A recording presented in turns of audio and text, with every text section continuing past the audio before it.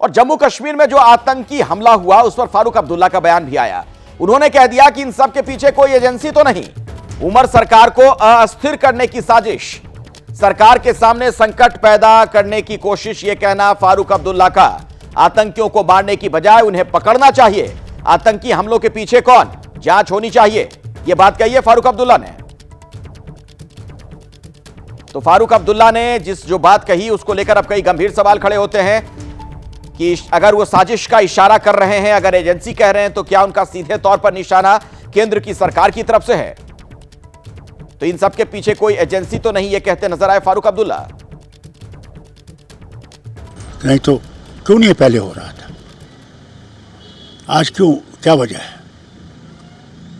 इसकी independent inquiry होनी चाहिए। हाँ, ये सब एक क्राइसिस पैदा करने की कोशिश कर रहे हैं।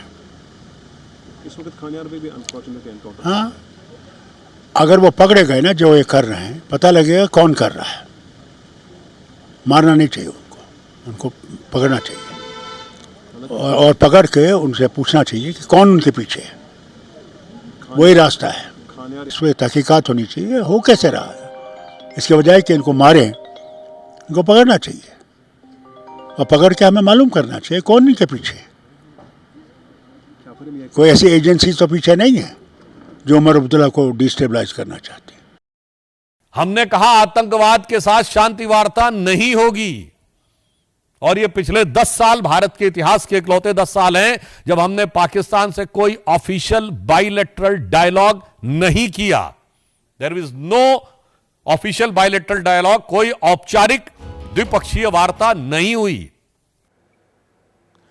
इसी विषय पर, इसी मसले पर बातचीत करने के लिए मेरे साथ जो मेहमान जुड़ गए उनसे मैं आपका परिचय भी करवा दूं। आरपी सिंह, भारतीय जनता पार्टी के प्रवक्ता मेरे साथ मौजूद हैं। इमरान काजी हमारे साथ हैं, आप प्रवक्ता हैं नेशनल कॉन्फ्रेंस के। और major general Ashwini Siwach, retired, हमारे साथ मौजूद हैं। सबसे पहले अश्विनी जी, आपके पास में आना चाहूंगा इस सवाल के साथ कि जो हमें जानकारी मिल रही है, श्रीनगर में इस तरह की मुठभेड़ पिछले 2-2.5 साल में लंबे अंतराल के बाद, लंबे वक्त के बाद देखने को मिली है। इसका मतलब क्या निकाला जाए, आप क्या समझ पा रहे हैं? कुछ जानकारी और आपको भी मिली है क्या?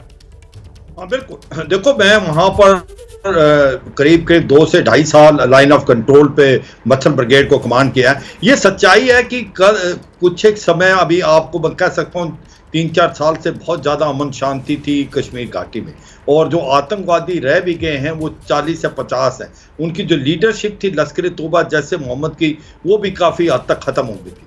मगर जब से district development council election, panchayat, फिर लोकसभा के इलेक्शन और अभी जो असेंबली इलेक्शन हुए हैं और नई गवर्नमेंट आई है, तो पाकिस्तान को लगता है कि उसका जो कश्मीर का एजेंडा था वो तो गया। तो ये सारी सोची समझी साजिश है पाकिस्तान के ISI, और वो पंप इन करना चाहेगी जो नए टेररिस्ट हैं जो लॉन्च पैड पे बैठे हैं 150 से 200। और मुझे लगता है जो ये अभी आतंकवादी की घटनाएं बढ़ी हैं कश्मीर घाटी में स्पेशली, अब 3 इनकाउंटर हुए हैं, एक गंदरबल में हुआ है, एक श्रीनगर में, एक अनंतनाग में। ये लगता है कि जो फ्रेश इन्फिल्ट्रेशन करने की कोशिश कर रहा है पाकिस्तान, स्पेशली 5 से बंद होने से पहले, जबकि वो बर्फ से बंद ना हो। और मुझे लगता है कि वो चाहता है दिखाना कि आतंकवाद अभी भी कश्मीर घाटी में। मगर मुझे पूरा विश्वास है जो हमारा काउंटर टेररिज्म ग्रिड है स्पेशली कश्मीर घाटी में बहुत पुख्ता है, इनको जल्दी खत्म किया जाएगा।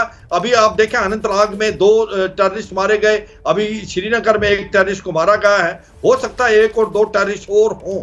मगर इसी प्रकार से गंदरबल में भी ऑपरेशन जारी है। कहने का मतलब यह है कि ये एक प्रकार से पाकिस्तान के भेजे हुए आतंकवादी हैं, ये ट्रेन हैं, ये मोटिवेटेड हैं, इनके पास M4 कार्बाइन जो अफगानिस्तान में अमेरिका का छोड़ता वो है। अभी भी 150 से 200 फ्रेश आतंकवादी बैठे लॉन्च पैड में जो वो पुश करने। तो ये समझना चाहिए ये कश्मीर घाटी में आतंकवाद को फैलाने की कोशिश कर रहे हैं दोबारा, जो कि 10 से 12 साल पहले कुछ नहीं था। अभी स्पेशली 4-5 साल से अमन शांति का दौर था। मैं आगे इस पर बात करूंगा सिवाज साहब, फिर मैं दोबारा लौटूंगा आपके पास। लेकिन इमरान काजी जी, ये बताइए मुझे कि आप लोग देश के अंदर ही कॉन्स्पिरेसी थ्योरी कैसे तलाशने लग गए? क्यों कहा फारूक अब्दुल्ला साहब ने कि उमर अब्दुल्ला सरकार को अस्थिर करने की साजिश हो सकती है? एजेंसी का हाथ उनको क्यों इसमें नजर आ रहा है? देखिए, डॉक्टर साहब एक बहुत बड़े लीडर हैं, वो जम्मू कश्मीर की सियासत को बहुत अच्छे तरीके से समझते हैं। उन्होंने यहाँ अपने पॉलिटिकल करियर में जम्मू कश्मीर में बहुत अप्स एंड डाउन्स देखे हैं। अगर उनका ये स्टेटमेंट आना कि this is a matter of investigation, तो इसमें जरूर गवर्नमेंट ऑफ इंडिया को देखना चाहिए। बाकी रही बात, आज लॉ एंड ऑर्डर जितना भी यहाँ पे जम्मू कश्मीर में है वो एलजी के हाथ में। अकाउंटेबिलिटी एलजी साहब की होनी चाहिए, उनको जवाब देना चाहिए इसके बारे में कि ये क्या हो रहा है। लेकिन आम इंसान के मन में सिर्फ एक ही जो शक शुबा हो रहा है, तो ये है कि अचानक ये गवर्नमेंट बनने के बाद ये इतनी इंसिडेंट्स कैसे बढ़ने लगे। ये एक पॉलिटिकल लीडर्स नहीं, जम्मू कश्मीर का आम इंसान भी इस चीज में थोड़ा सा सोचने में परेशान है कि अचानक इतनी गतिविधियां कैसे तेज होने लगी। इससे शक शुबा तो बढ़ेगा लोगों का। नहीं तो किस पे शक आप कर रहे हैं, खुलकर बोलिए ना, फिर किस पे शक कर रहे हैं आप? नहीं, देखिए आप इस चीज को थोड़ा सा, मैंने देखा आज मीडिया में भी ये है कि सिक्योरिटी फोर्सेस पे क्वेश्चन उठा रहे हैं। देखिए इन्वेस्टिगेशन का question, there is no harm in asking for the investigation. Investigation का मतलब ये नहीं है कि हम अपने सिक्योरिटी फोर्सेस पे सवाल खड़ा कर रहे हैं। नहीं, मैं ये नहीं कह रहा हूं, आपको कोई ये नहीं कह रहा कि आप सिक्योरिटी फोर्सेस पे सवाल खड़े कर रहे हैं, लेकिन आप किस पे सवाल खड़े कर रहे हैं ये तो बोलिए। देखिए जब हम कहते हैं कि हमें शक है तो किसी पर तो शक होता है ना, शक तो हवा में कोई करता नहीं है, तो किस पे शक है? किसी पार्टी पर है, किसी व्यक्ति पर है, किस पर है? आप बोलिए तो सही।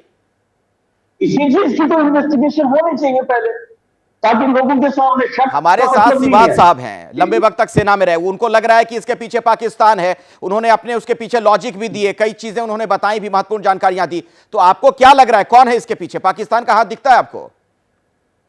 देखिए इसमें कोई शक नहीं है कि यहाँ पे हालात खराब करने वाले जो है वो पाकिस्तानी हाथ है, इसमें तो कोई शक नहीं है, इसमें कोई डाउट नहीं है। जो भी यहाँ पे कुछ हो रहा है, इन्फ्लिट्रेशन तो वहीं से हो रही है, तो जनरल साहब ने अभी खुद वाज़ेह करके बताया, उसमें तो कोई शक ही नहीं है। नहीं तो उमर सरकार को अस्थिर करने की साजिश, इसका मतलब क्या? मतलब पाकिस्तान में ये साजिश रची जा रही है, ये कहना चाह रहे हैं आप? नहीं, हमारा कंसर्न एक है कि अचानक ये पिछले हम कई सालों से देखेंगे तो ऐसे इंसिडेंट्स नहीं हो रहे थे। हमारा कंसर्न सिर्फ इतना है। मैं जवाब लेता हूं आरपी सिंह जी से। ठीक है